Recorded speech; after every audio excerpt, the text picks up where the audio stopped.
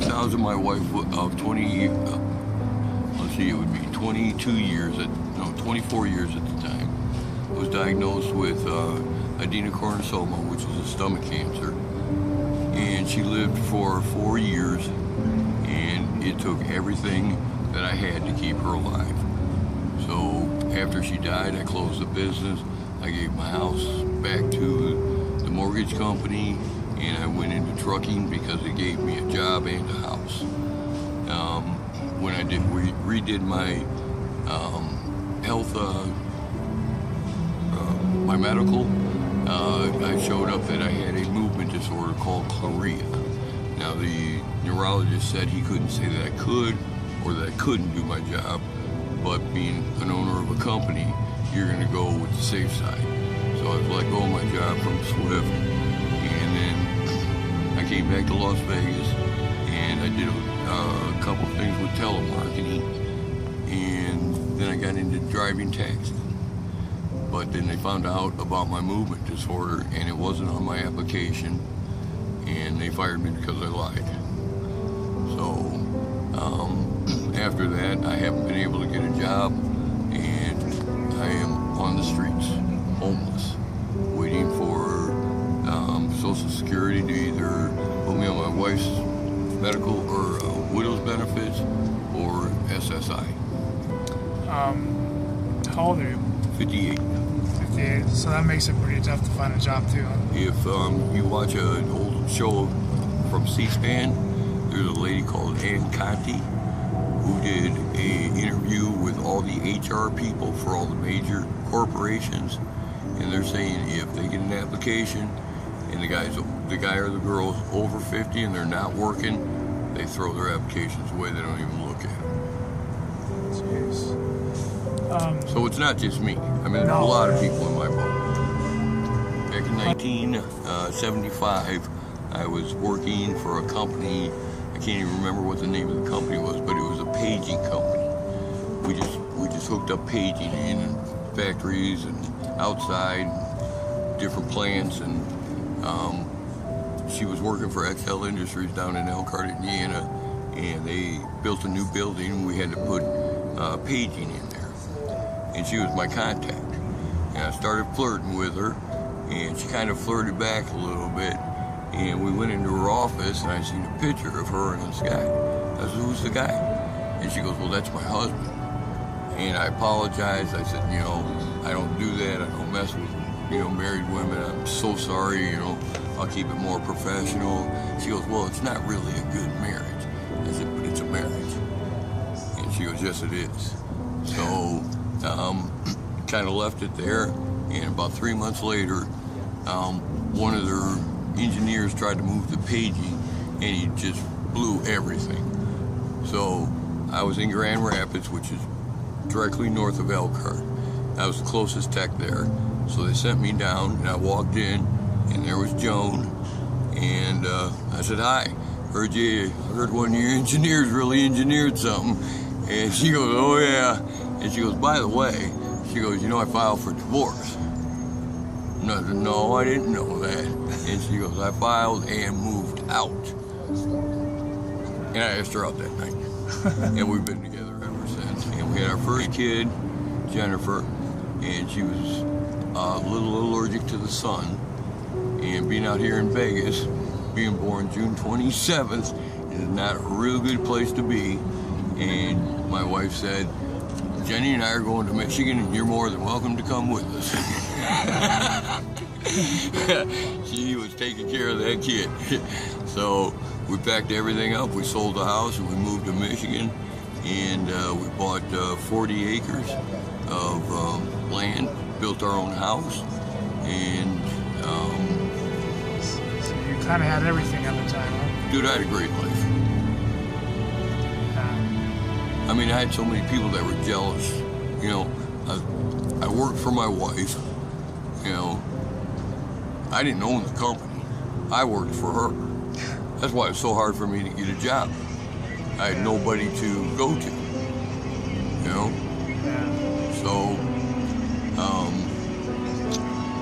then, in 2000, she was diagnosed with adenocarcinoma, which is a stomach cancer, and 4 years later, she died. And that's when my life got all turned upside down. So I can't imagine. I went into trucking so that I could have a job and a house. And it was suggested by my mother's friend's husband. He said, well, so what are you doing? I said, dude, I can't find a job. It's 2004. I mean, there's no jobs in Michigan. Michigan was the #1 rated unemployed. And he said, well, you ever think about trucking?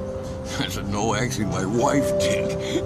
She's the one who wanted to buy a semi and go truck after we retired. And so he hooked me up with Schneider, which is a trucking company out of Wisconsin, and they paid for my hotel and they trained me, and I drove for them for 2 years. It was probably one of the better jobs I ever had, and I screwed it up. They gave me wrong directions, and I was going out way in the country, and I saw this driveway of this farmer. It's like for his farm gear, so it was real wide, and I thought I could cut up and make it around.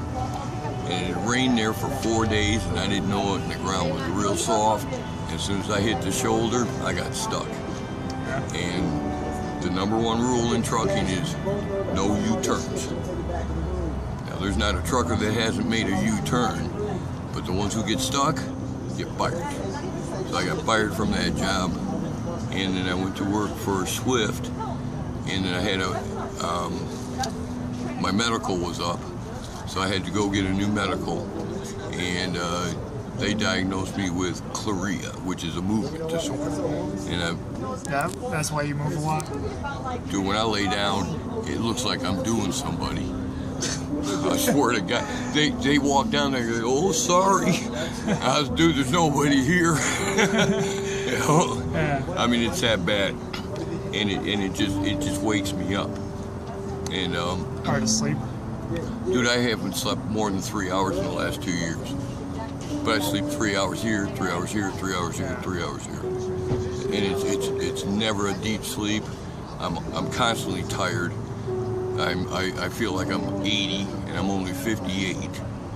And right now I'm waiting to hear from Social Security about whether I'm going on SSI or my wife's widow's benefits.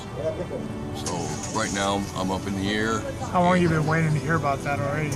How long's it been taking? Year and a half. Year? Yes. Jeez. They said it could take up to 4 years. So I could be doing this for another 2 years. Yeah, I went back to school to try to retrain myself in criminal justice, and somebody told me, they asked me how old I was, and at the time I was going to school, I was 58 or 55. And I was taking accelerated courses so that I could get done a year early. And I called a couple counties and asked them, you know, have you ever hired anybody as a parole officer or a probation officer at the age of 58? And they actually laughed. They thought I was joking. And I told them I was absolutely serious. And one of those people actually told me, cut your losses. And that's when I quit. How much debt did school put you in? $9,000. $9,000. You know, I couldn't understand why God gave her the cancer, because I mean, I always thought I was way over, you know, qualified for her. You know, I couldn't understand why she would fall in love with me. I mean, she was beautiful, she was slender, she was smart, power walked every day, never smoked. I mean, even her sister said, I can't believe you're going out with him. He has a mustache and he smokes. and she just told me, she goes, he's just a wonderful guy. And she goes, I'm going to get him to quit smoking. Never happened. Never happened. She never stopped trying, you know. How hard was it for you the first time to stand on the street with a sign and ask for money? I mean, I cried. Yeah, I mean, I just believe it's got to take a lot just to do that. I mean, You gotta be pretty desperate, right? I just knew everybody was judging me, you know. And there's still people that roll down the window, get a fucking job, you know. And it's just like, I'll tell you what, why don't you give me your job and then you go find a job. Tell me how easy it is, you know. Easier said than But done. there are very opinionated people out there, and they just can tell all about me from a sign that I drew on a cardboard that morning. You know? So right now my life sucks. I hate it, but God gave me one life, and I'm not going to take it. I'll just take whatever He gives me.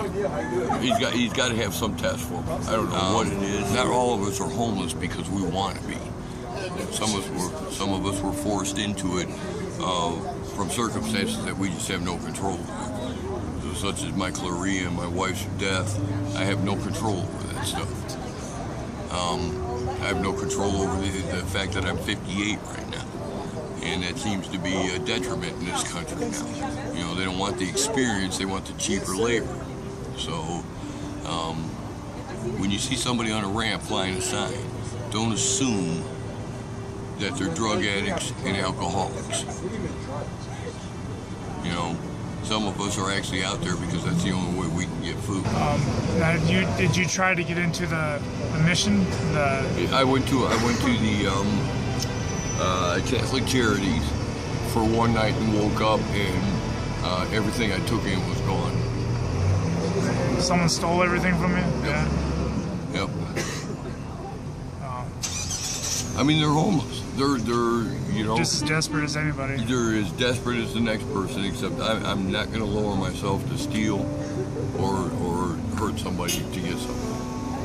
So, and I haven't been put in that position yet either. So, Well, let's hope it never comes to that. yeah, dude, I know me. Yeah, You know, that doesn't seem like you. I'll knock on somebody's door and say, man, I need something to eat, you know, before I'll take, you know, a lot of these guys go, oh man, it pisses me off when they don't give me, dude, it's probably where they're not giving you because you're getting pissed off. Yeah. You know, I'm pissed off because I'm 58 and I'm on that ramp.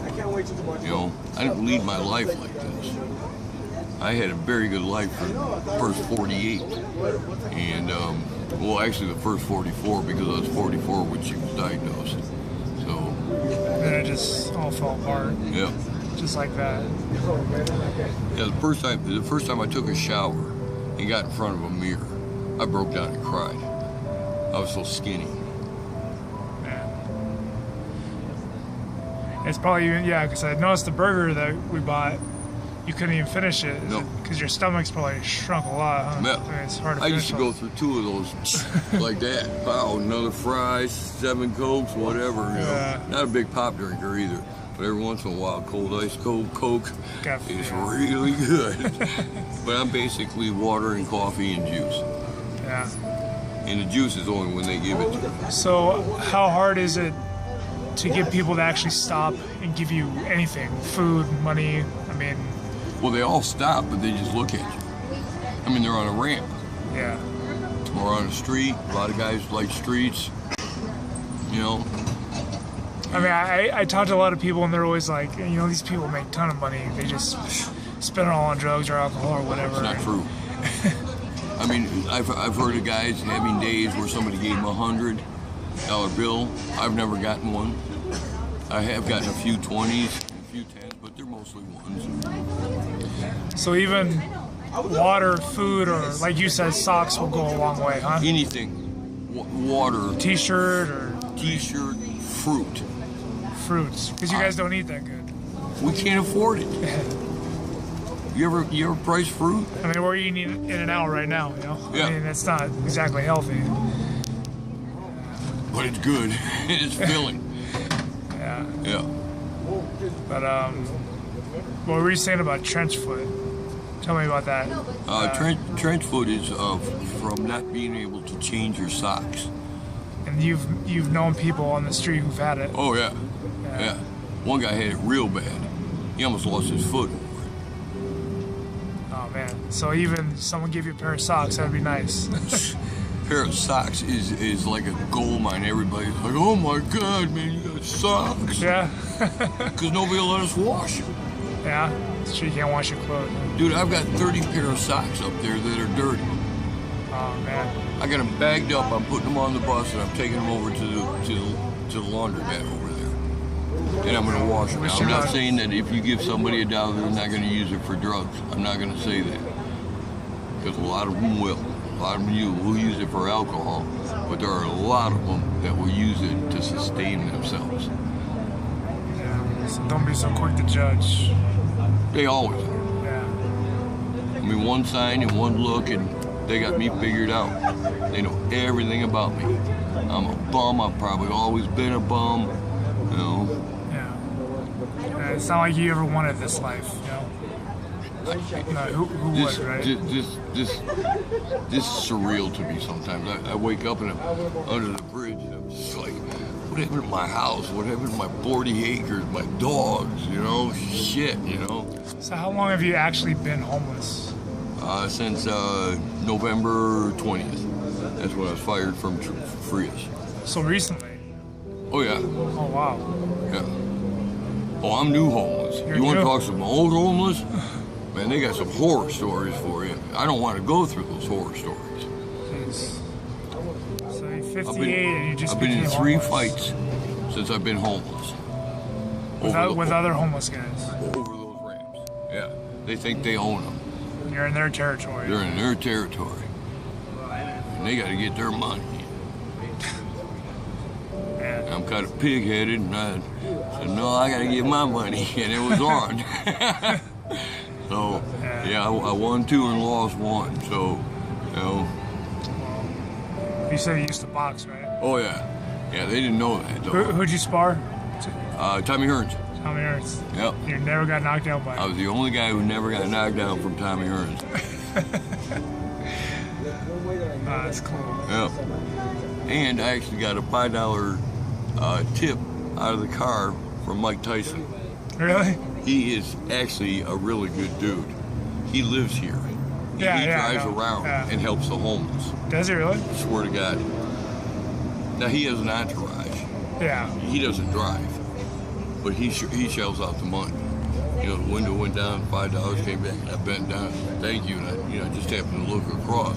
He's got that distinctive tattoo. Yeah. I was like, damn, Mike Tyson? Gave you I said, money. thanks, Mike, and he goes, God bless you, bud. 3 weeks ago was the first time I stepped in church in 10 years. The last time I was in church was for my wife's funeral.